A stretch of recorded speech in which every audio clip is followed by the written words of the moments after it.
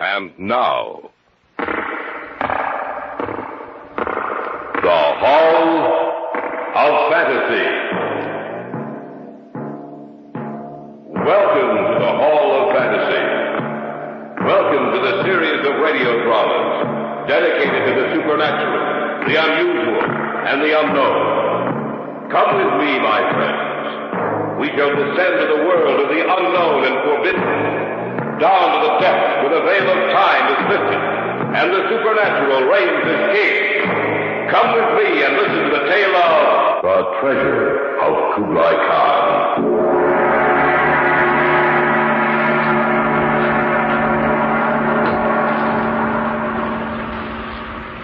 It would be impossible for him to still be alive. What was that? What? The sound I just heard. Only the call of the jackal, Miss Carlton. It frightened me. It is a brother to the wolf. They say its call means misfortune. There it is again. Take it easy, Marion. I don't know why I'm so nervous. Unless what? I had that same dream last night, Brad. But it was just a dream, Marion. I know, but it was so real. Even when I woke up, I felt that I'd actually been there. That you and Mr. Hussein were really dead.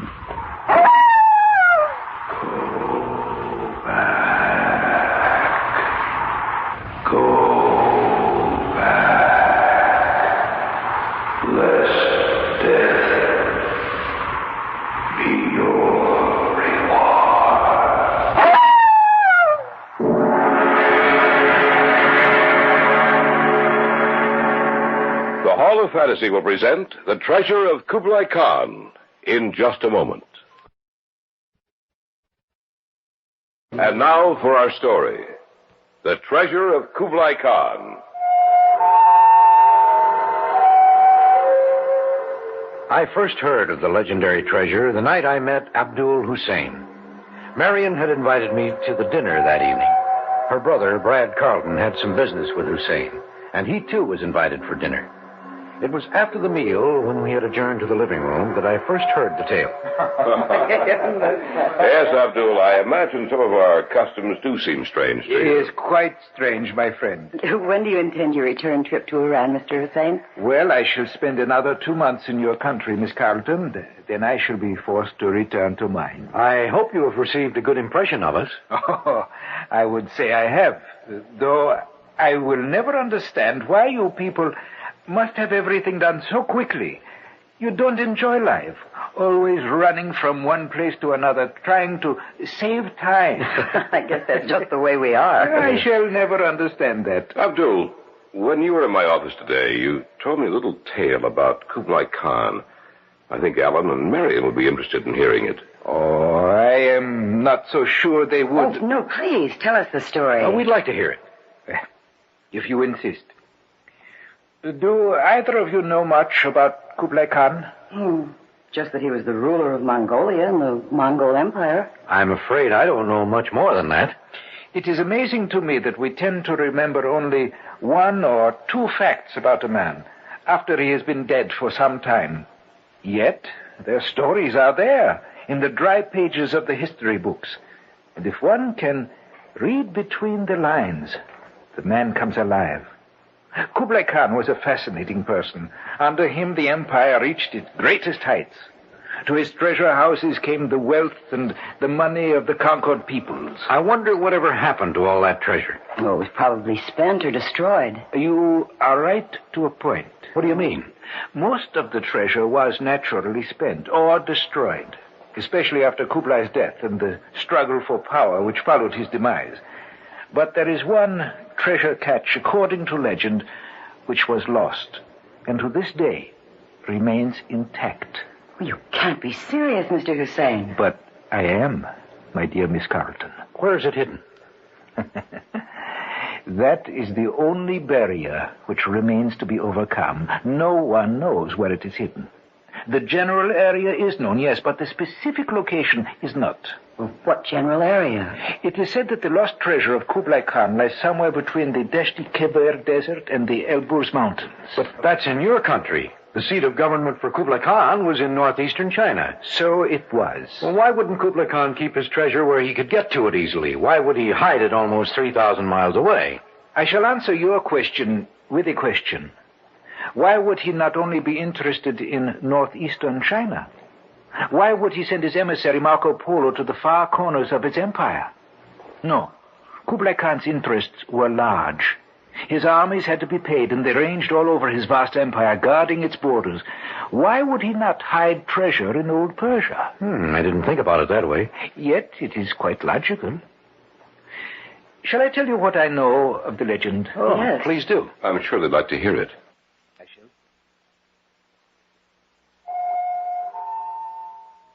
Shortly after he founded the Yuan dynasty in the year 1260, Kublai Khan had reason to believe that an attempt would be made to overthrow him.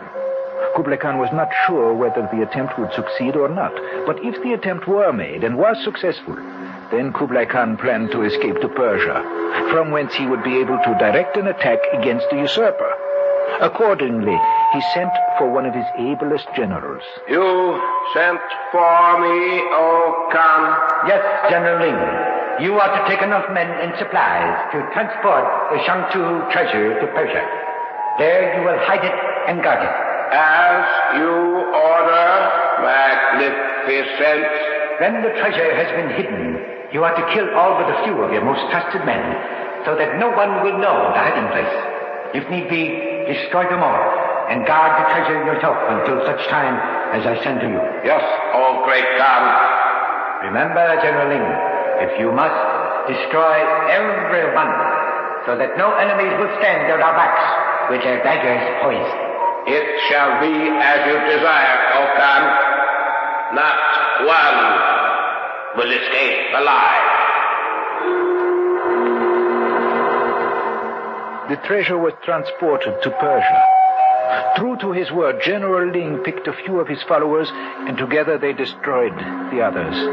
And then, one by one, Ling himself killed those that were left.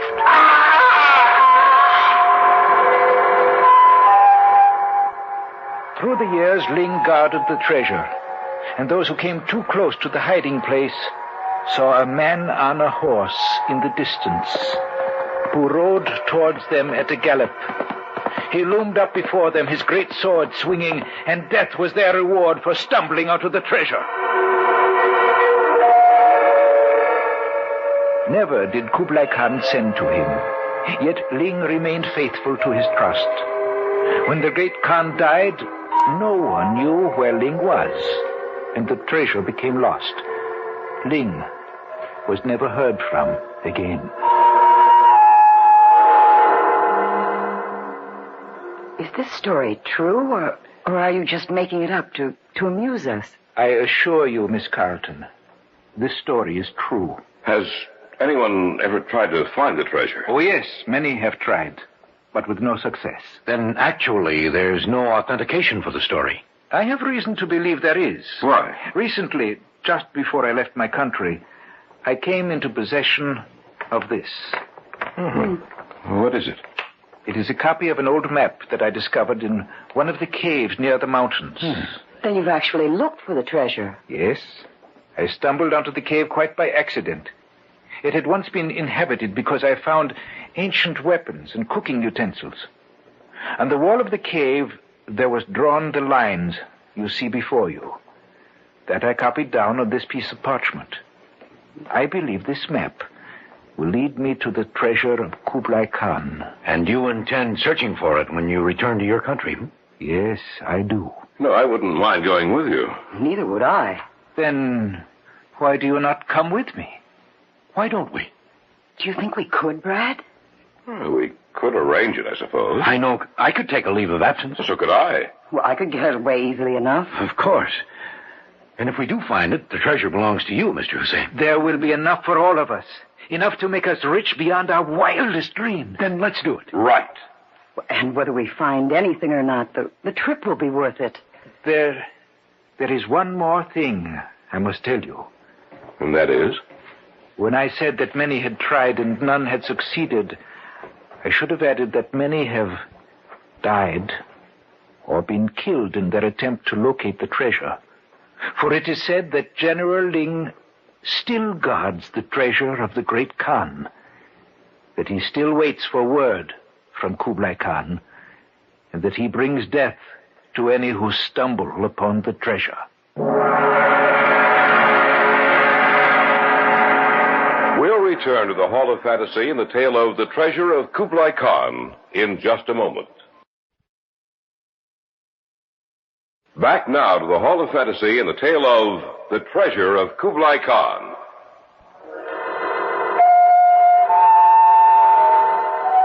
We were sure that the warning Abdul Hussein had given us was only a natural outgrowth of the legend that had grown up concerning the lost treasure of Kublai Khan. Even Hussein was dubious of the last part of his story. In the 2 months which followed, we cleared ourselves with the authorities, obtained visas, took our shots, and were ready to embark on the search for the treasure of Kublai Khan. It was the day before our departure that Marion mentioned her dream. What's the matter, Marion? You should be excited and happy. We're leaving tomorrow morning. I know, but, well, I just can't help it. Is Abdul coming here tonight? No, we're meeting him at the airport tomorrow. Anything wrong? I don't know. It's just that I had a dream last night. It frightened me, and I can't seem to shake it. Oh, what was it about? Well, do you remember that story that Abdul told us about General Ling riding his horse and killing everyone who came across the treasure? Yes? Well, the dream I had last night, it seemed so real. Well, tell us about it.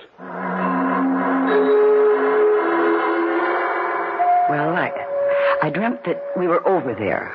We just crossed the desert. Ahead of us, the mountains rose up into the sky. I heard hoofbeats, and I looked up and saw a man on horseback riding toward us. He reined in and pointed to us. "Go back," he said. "Go back before it is too late." And then everything became confused. I dreamt that we stood there before the treasure, the four of us. And suddenly, I heard the hoofbeats again. And he rode up beside us and said, "I warned you. Now it is too late." And then he raised his sword over our heads. It started coming down, and I screamed. And then I woke up. And then what happened? Well, that was all, except that when I fell back to sleep, I dreamed I saw pictures. Pictures? Yes, like photographs. They flashed before me one by one. I saw the four of us standing before the treasure, and then the man with the sword in his hand, and Hussein lying on the ground, dead.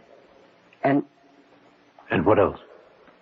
I saw you, Brad, lying on the ground, and you were dead.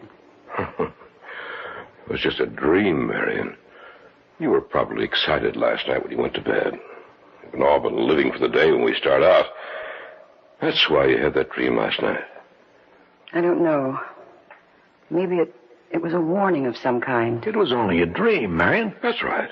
It's just a dream, nothing else. Your brother intends to live a long time. Still, it seems so real. It's so real.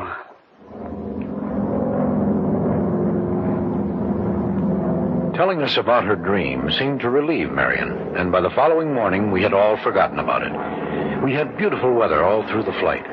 We stopped first in Africa, changed planes, and then flew over Libya, Egypt, the Red Sea, Saudi Arabia, across the Persian Gulf, and landed finally at Bandar Shapur, perhaps 100 miles away from Abadan.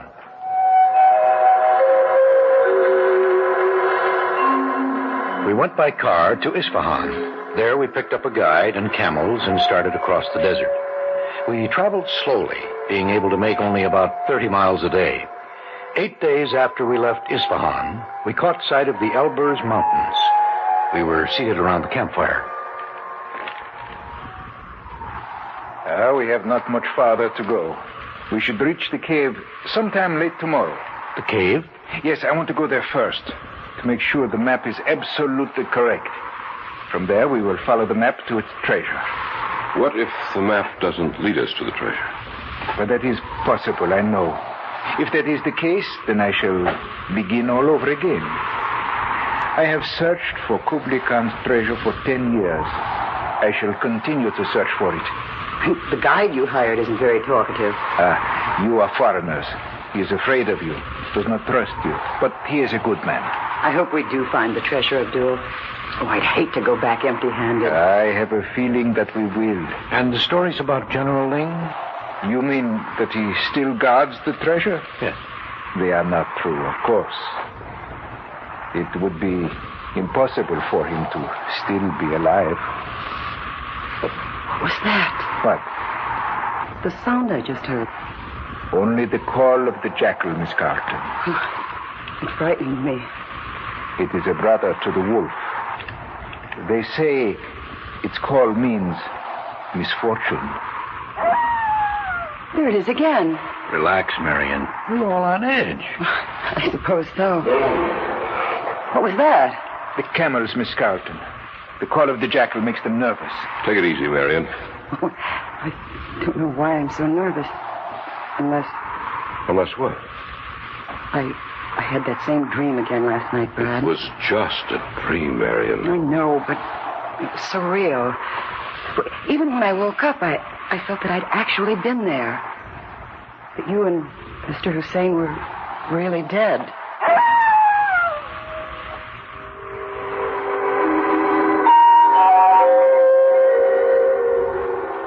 I must admit that the howling of the distant jackal even made me nervous. Throughout the night, the creature cried out to the heavens as if it were warning us that death would be the only treasure we would find. The following afternoon, toward sunset, found us at the cave. This is the cave. Follow me. I was in such a hurry last time, I could not be sure that my map was accurate. We must be sure, for that will save us much trouble. Shine your flashlights around. Someone lived here, all right. Seems like we've stepped into another world from out of the past. Shine your lights over on that wall, if you will. Yes, there. You can see what I copied down. I will check my map against it. I wonder who lived here. Someone long since dead and buried, Marion. You know, it is a trifle frightening to be in here in this cave, where someone lived generations, probably centuries ago. Yes, I thought so. What is it, Abdul? My map was wrong. In my haste, I made a mistake. However, now it is corrected. Are we going on today? No, it is much too late. The sun will set soon. We will continue tomorrow. We will camp here for tonight. Not in the cave. Why not? Well, not in here. Outside, yes, but not in here. We will camp outside, Miss Carlton. Yes, of course. It's just that Well, what's the matter, Marion? I thought I heard something. I didn't hear anything. Nor did I. Brad? No, Marion. I didn't hear a thing. Then I must have been wrong. What did you think you heard? A voice. A soft voice saying, "Go back before it is too late."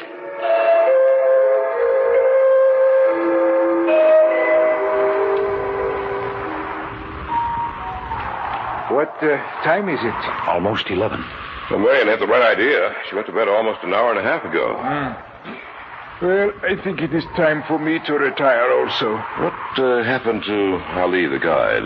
Well, I imagine he retired some time ago. I thought I saw him go into the cave. When? A short while ago. It is possible he went in, but why he should go, that I cannot understand. Unless it is something that... That was a scream. It came from the cave. We'd better take a look. Right, come on. Ollie, are you all right? He does not answer. We'll see what's wrong in a moment. Oh. There he is. Ali. What's wrong? Just a moment. Well?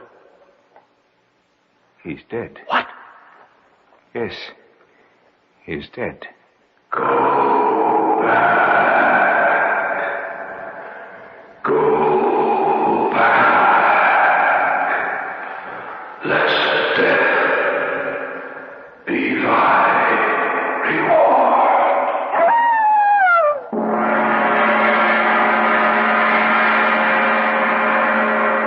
You are listening to the tale of The Treasure of Kublai Khan on this week's journey down the corridors of the Hall of Fantasy. We'll return to our story in just a moment. And now, back to our story entitled The Treasure of Kublai Khan. We stood looking down at the prostrate form of the guide stretched out on the floor of the cave. We had heard his scream just a moment before, and we had run from the camp into the cave, only to find him dead. Go back, lest death be thy reward. What was that? I don't know. I heard something. Yes, so did I. Shine your light around. No one seems to be in here. Then where did that voice come from? Maybe we were mistaken. Perhaps it was just the sound of the wind we heard. No, it was a definite warning. It said, go back, lest death be thy reward. I am not going to turn back now. Not after all these years. No one's asking you to go back, Abdul. What are we going to do with him? Bury him here. And then in the morning we can start out as early as possible. We should reach the treasure by tomorrow evening. I have warned you.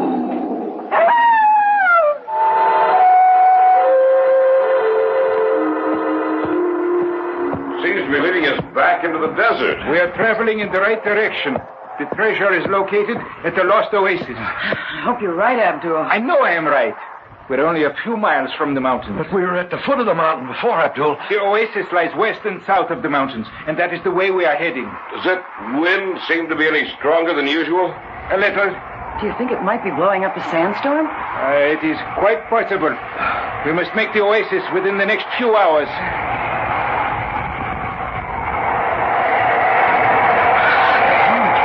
It should be just up ahead. I can't see a thing in the storm. Unless we have gotten off the trail, we should be at the oasis any minute now. I hope you're right, Abdul. Isn't that something up there? I can't see.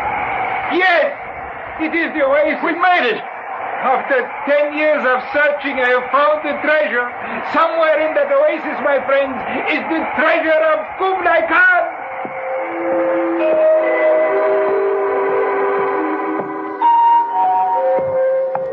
It's getting dark. Yes.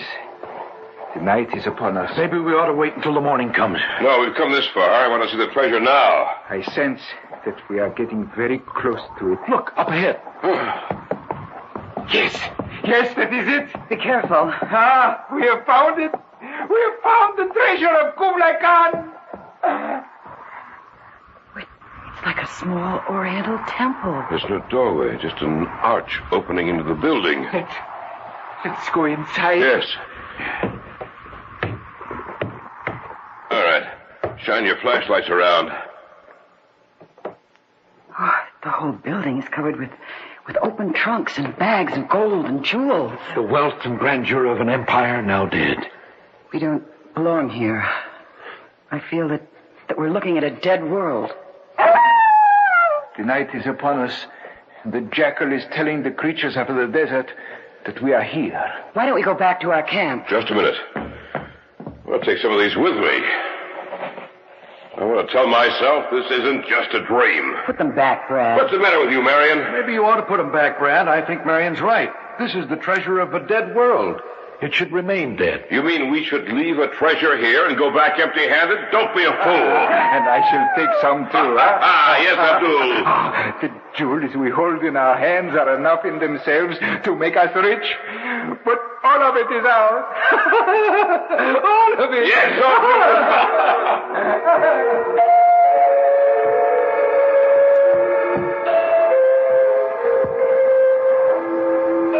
Who's that? It's Alan. Oh, I was afraid it would be someone else. Who? General Ling. I couldn't sleep. Neither could I. That's why I came out here. Listen. Yes, I heard it too. Sounds like someone riding a horse. Marion, look, over there. In the moonlight, there's a man on a horse riding toward our camp. Wait, it's just like the dream I had. Abdul. I heard something out here. Yes. So did I. There's a man on a horse riding towards our camp. Or maybe someone else has found the treasure. We must stop him. Yes, let's go. Yes. Brad, come back. Abdul, don't be a fool. Brad! I'm going after You're them. staying right here. The man on the horse has a sword. Look out, Brad! Look out! He's the sword!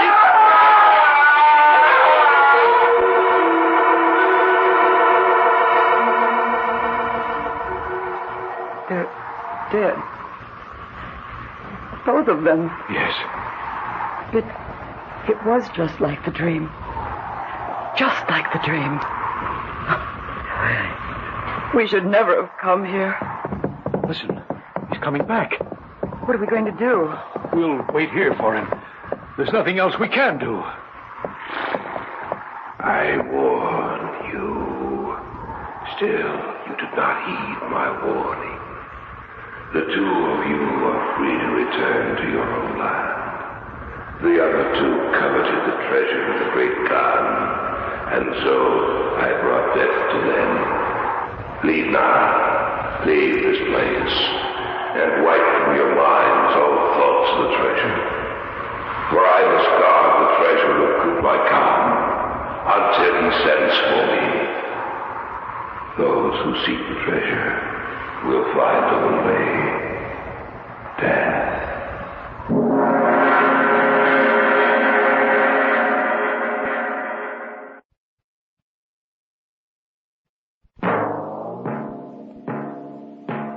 So runs tonight's tale of the unusual, the terrifying, the unknown.